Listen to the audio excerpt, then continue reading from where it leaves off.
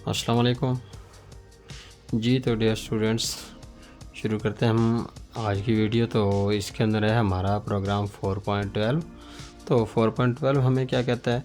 Right a program that inputs dividend and divisor. ये दो हमने इनपुट लेने हैं, एक डिविडेंड और एक डिवाइज़र।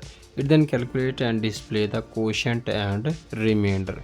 इसने दो आउटपुट देनी है। तो कौन कौन सी? एक कोशेंट की और एक रिमाइंडर की। ठीक है बच्चों, तो चलती है हम प्रोग्राम के अंदर।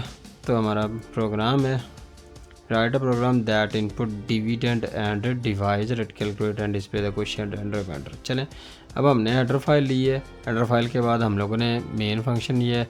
मेन फंक्शन के बाद हमें वेरिएबल दरकार है। अब वेरिएबल कौन कौन से हम बनाएंगे? तो ऊपर देखिएगा, जो इनपुट कराने था ना दो वेरिएबल, अब कौन कौन से थे? एक डिविडेंड का था और एक डिवाइज़र का था। तो हमने वही काम किया, यहाँ पे एक डिवाइज़र डिविडेंड के लिए है और एक डिवाइज़र के लिए। ठीक है, ये दो वेरिएबल बना लिए हम लोगों ने। तो नाम आप अपनी मर्ज़ी से रख सकते हैं, कोई सा भी रखना चाहें। तो it calculate and display the quotient. अब देखें, ये कोशेंट एंड रिमाइंडर दो वेरिएबल हमें यहाँ पे और मिले थे।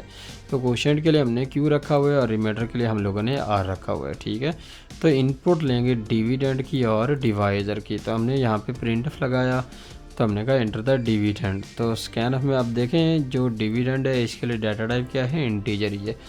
तो हम इसके लिए मॉडुलस कौन सा लगाएंगे? मॉडुलस डी लगाएंगे। ठीक है, उसके बाद यहाँ पे एड्रेस ऑपरेटर लगा के हम लोग डिविडेंड का वेरिएबल लिखेंगे। ठीक है, अब इस वाले फॉर्मेट से आपकी इनपुट हो जाएगी किस वाले वेरिएबल की? डिविडेंड की। चले अगले में देखिएगा, तो हेयर प्रिंट एफ आया हमारे पास। उसमें हमने क्या किया हुआ है? Enter the divisor. ठीक है, स्कैन एफ लगाया हम लोगों ने, इसके अंदर मॉडुलस डी लेके, ताकि जो वैल्यू आ रही है ना वो किस फॉर्मेट में हो? इंटीजर के फॉर्मेट में होनी चाहिए। ठीक है, तो मॉडुलस एड्रेस ऑपरेटर लगाया और डिवाइज़र का वेरिएबल लिख दिया यहाँ पे। ठीक हो गया। चलिए, अब हमने निकालना है कोशेंट। कोशेंट हमेशा हमारा वो वाली वैल्यूज़ होती है जब हम किसी एक नंबर को दूसरे नंबर पे डिवाइड करते हैं ना।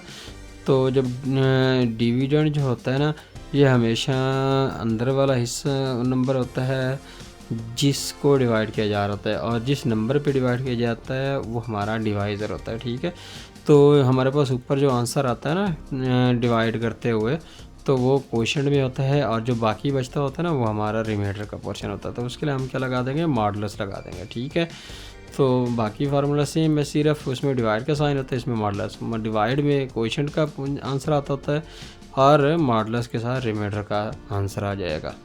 तो बस सिंपली अब इन दोनों के अंदर वैल्यू निकल आएंगी। तो आप लोगों ने क्या करना है? प्रिंट एफ लगा के इसको प्रिंट आउट कर लेना है। तो प्रिंट एफ देखें, quotient is equal to modulus d और remainder is equal to modulus d. ठीक है, तो अब पहले मॉडुलस डी को किसकी वैल्यू मिल जाएगी? कोशेंट क्यू की, और दूसरे वाले को रिमाइंडर आर की वैल्यू मिल जाएगी। इस तरीके से आपका प्रोग्राम रन हो जाएगा। ठीक है बच्चों, तो चले मैं अभी आप इसको कंपाइल करके लेते हैं। पहले देखें कोई एरर नहीं आया, तो अभी हम इसको क्या कर लेंगे?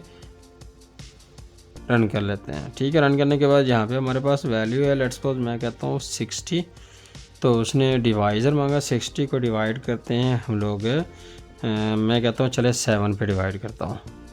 तो देखें, जब हम इसको डिवाइड करेंगे तो कोशेंट इसका कितना आएगा?